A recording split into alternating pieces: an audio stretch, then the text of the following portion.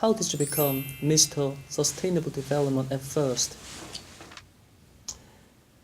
This was in early 1970s, 71, 72, when the world didn't know much about these issues and they thought it was about pollution, about solid wastes and disposal of the waste that industry creates, a little bit about things like DDT and wildlife, but not very much. And when I started my work, that's what I thought it was. But when I started to work in the field, the decisions I had to take were, do we allow a fertilizer plant to be put up?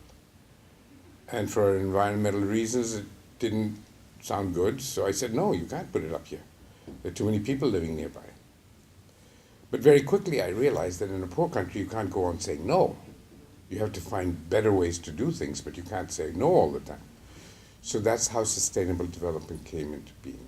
I found that environmental issues were so complex that you were not in a position, particularly in poor countries, to keep rejecting development. You had to find another development. And the other development was something that I felt should be a development that lasts, that goes for a long time. And that's how the word sustainable came out. So that is how I got into sustainable development. Could you please explain green energy so that children can understand it better? Green energy is named after green plants. Things that are green are living things. And so when we talk about energy, green energy, we talk about living energy, energy that is good for life. The Earth today, our planet, our countries, our societies, are sick. We have an Earth that has fever. It is, its temperature is going up, it's not feeling well, and in order to take care of it, you have to have either some medicine or some rest.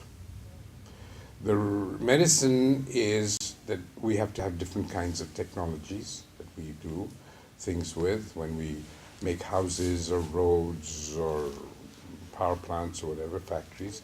We have to make them in a different way so that we don't make it even more sick. And because energy is so important, we have to use energy that doesn't cause damage. There are different kinds of energy, and the energy that we get out of the ground, like coal or oil or petroleum or gas, these are energies that cause a lot of problems for the health of the atmosphere. They make it hot, and that's why it has fever. So we need to now go to energies that are of a different kind. Green energies are of two kinds. One is using less energy. That's also green, what we call saving or conserving energy. And the other kind are ones that basically don't get used up when we use them. And these are energies like energy from the sun, energy from wind, energy from what is called biomass, which is plants, which we don't need anymore, like the wastes from agriculture. And these are also what are called renewable, because they basically can be renewed. So that is green energy. Green energy is either saving energy or using energy that is grown over and over and over again. What is Korea's role, and what can Korea do to ensure that the Mexico Protocol is executed? So for this conference here in Seoul, the conference is really not a negotiating conference. It's more an educational conference where there are people from big business, from civil society and media and so on, and governments, who are talking about these issues in a reasonably non-confrontational way. I mean, they're discussing them and learning from them. They don't have to make commitments. The one in Mexico later this year, in COP16 is a negotiating one. It's a difficult one. It's where people are worried that they will have to make commitments that will cost them money or slow down their development, whatever. In Mexico, people will not go to that meeting with being very ready to give, like Korea did in Copenhagen. They will, like all of the countries, will be saying, what can I get other people to do with the least, offering the least from ourselves?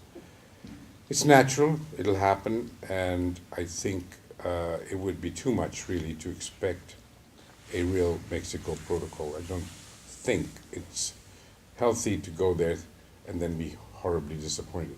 I think we should be working towards that, and maybe we should recognize from the experience in Copenhagen that we've got to do a lot of other homework, of talking, dialogue, and so on, which I think is important. Korea's role in that is going to be crucial. You provide the UN with the Secretary General, which is very important, and that I think is a major contribution.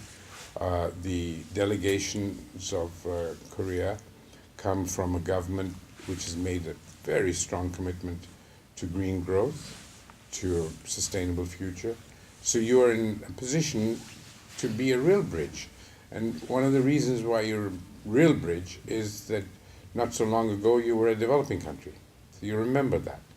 And now you're a developed country, and you know what it takes to go from one to the other. It takes a lot of discipline, it takes a lot of hard work, it takes a lot of nation building, it takes a lot of commitment from every citizen. And you have done that.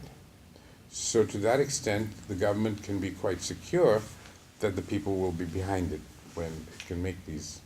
Because just as you have, in less than 2 decades, transformed your economy from virtually one of the poorest countries to one of the richest countries, that shows that you can also make hard decisions. And these hard decisions are going to become examples for other countries. So I think the role of Korea is really important.